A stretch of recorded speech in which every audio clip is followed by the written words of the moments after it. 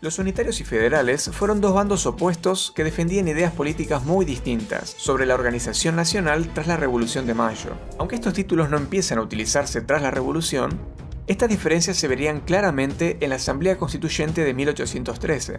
Por un lado, quienes buscaban un régimen centralista, con Buenos Aires como sede del gobierno. Por otro, quienes defendían la soberanía provincial a través de una confederación de provincias que les daría más autonomía. El país comienza a fragmentarse. Por un lado, las provincias que componen la Liga Federal se declaran libres de España en 1815, mientras que las Provincias Unidas del Río de la Plata lo hacen un año después. En 1819, se sanciona una constitución centralista, que el Director Supremo impone por la fuerza a todas las provincias. Pero tras la derrota de los unitarios en la batalla de Cepeda, nada impide que los ejércitos federales avancen hasta Buenos Aires, derrocando al directorio. Tras la firma del Tratado de Pilar, comienza la anarquía del año 20. A partir de entonces, cada provincia se gobierna por su cuenta.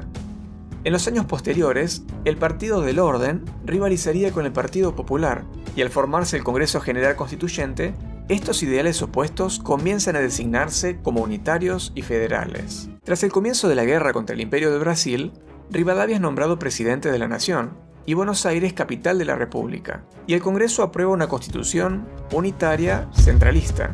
Los federales obviamente se sublevan, y Rivadavia se ve obligado a renunciar. Manuel Dorrego, líder del Partido Federal, es elegido gobernador, pero es perseguido y asesinado por el general Lavalle. El campo se rebela contra Lavalle y persiguen a todo lo que consideran unitario. Finalmente, Lavalle es vencido por las fuerzas del santafesino Estanislao López y de Juan Manuel de Rosas, quien se erige ahora como líder federal y llega a ser gobernador de Buenos Aires. Pero la inestabilidad continúa. Los unitarios consiguen remover los gobiernos federales de muchas provincias y forman la Liga del Interior. Por su parte, Buenos Aires, Santa Fe y Entre Ríos firman el Pacto Federal, estableciendo una confederación. Tras el aprisionamiento del general Paz, el territorio se vuelve federal bajo la influencia de tres dirigentes: Estanislao López, Facundo Quiroga y Juan Manuel de Rosas en Buenos Aires.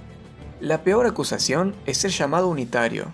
Incluso se expande el uso de la divisa punzó, para diferenciar a federales de unitarios, por lo que los opositores deben exiliarse.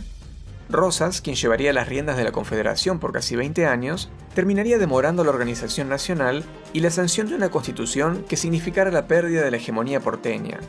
Pero la situación da un giro en 1851, cuando el gobernador de Entre Ríos, el federal Justo José Urquiza, con el apoyo del Imperio de Brasil, exige la postergada organización nacional, al darse cuenta que la autonomía provincial era insuficiente. Rosas, su anterior amigo y aliado, no accede, y se produce la Batalla de Caseros. Rosas es derrotado, y Urquiza es nombrado director provisorio de la Confederación.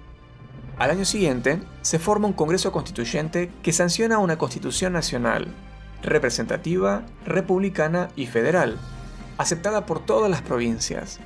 Bueno, en realidad no.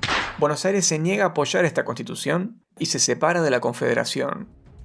Tras la batalla de Cepeda, Buenos Aires es obligada a incorporarse al país, pero tras la victoria porteña en la batalla de Pavón, Buenos Aires establece sus términos al resto de la Confederación y Bartolomé Mitre se consagra presidente de la República, comenzando la construcción efectiva del Estado Nacional con supremacía en Buenos Aires. Finalmente, en 1876, los últimos intentos de sublevación federal serían sofocados. Tras años de lucha, traición y muerte, el conflicto de unitarios y federales daría como resultado un proceso de organización constitucional que definiría la forma de gobierno adaptada por la nación hasta el día de hoy.